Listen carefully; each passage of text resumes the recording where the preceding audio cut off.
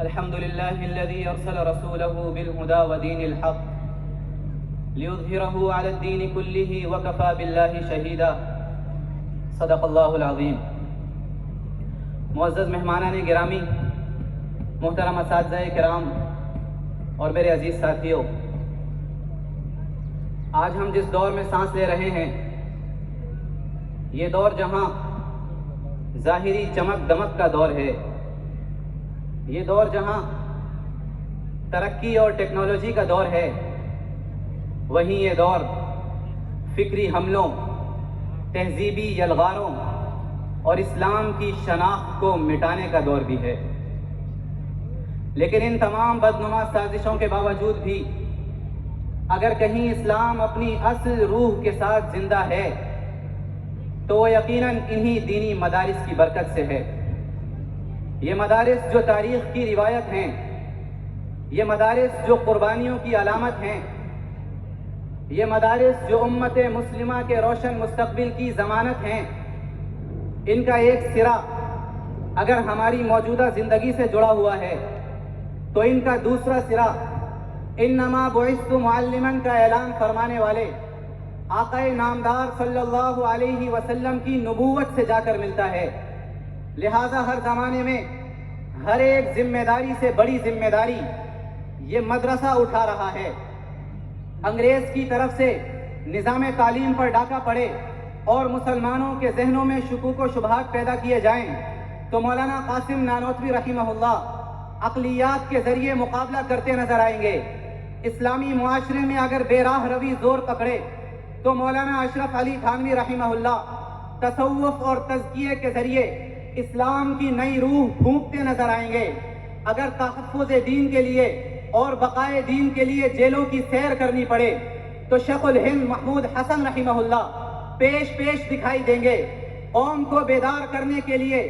اگر تحریک چلانی پڑے تو شیخ الاسلام مدنی رحمہ اللہ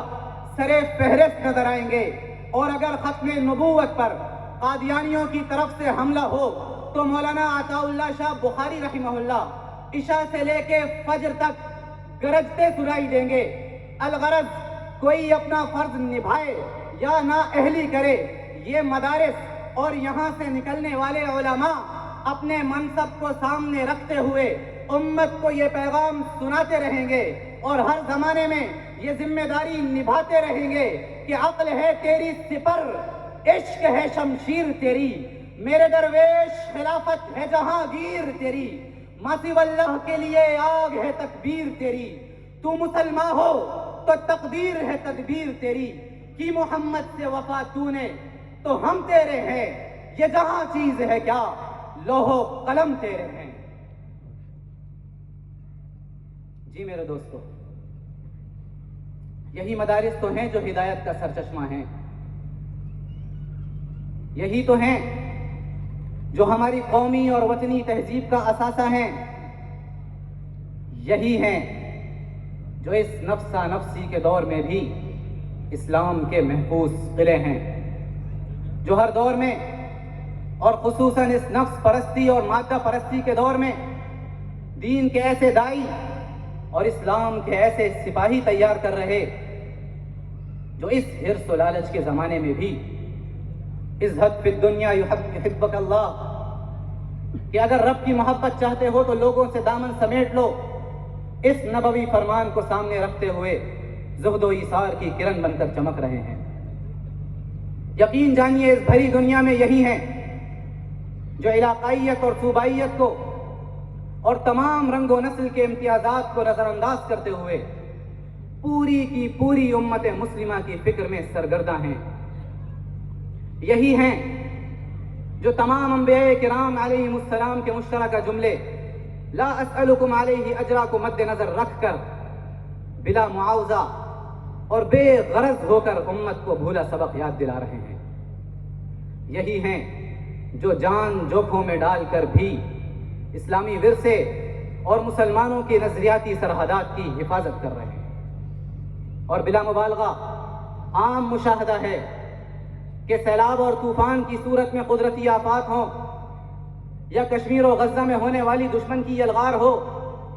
یہی ہیں جو شہری اور ملکی حدود سے نکل کر عالمی سطح پر انسانیت کا دکھ کا مداوع کر رہے ہیں اور الخلق و عیال اللہ کا پرچار کر رہے ہیں کہ ساری کی ساری مخلوق اللہ کا کنبہ ہے. گویا خنجر چلے کسی پہ تڑپتے ہیں ہم امیر، سارے جہاں کا درد ہمارے جگر میں ہے، سارے جہاں کا درد ہمارے جگر میں ہے. تو میرے عزیزوں، آئیے ان مدارس کا صحیح رخ دیکھ کر، ان کے مقاصد کا صحیح رخ دیکھ کر اپنی سوچ و فکر کو ان کی سوچ و فکر سے ہم آہنگ کریں اور اپنے آنے والی نسلوں کو اس عظیم کارواں کا حصہ بنا کر ان چراغوں کی روشنی پھیلانے کا ذریعہ بنے. کیونکہ اگر آج ہم نے ان کی بقا کے لیے اپنا کردار ادا نہ کیا تو کل ہماری بقا کی بھی کوئی ضمانت نہ ہوگی. کیونکہ یہ مدرسہ صرف مدرسہ نہیں ہے، یہ امت کی بقا کا آخری مورچہ ہے. یقین جانیے، یہ مدرسہ امت کی بقا کا آخری مورچہ ہے. مدارس دین کی